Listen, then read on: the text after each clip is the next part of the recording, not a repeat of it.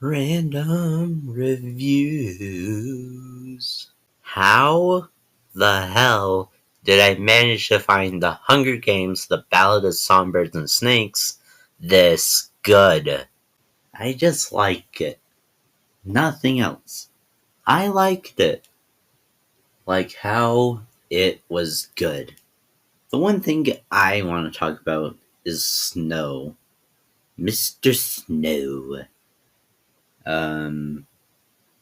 He has an arc where he's normal, and then he goes mentally insane. Imagine if that happens to me, right? Right? Anyway, back on track.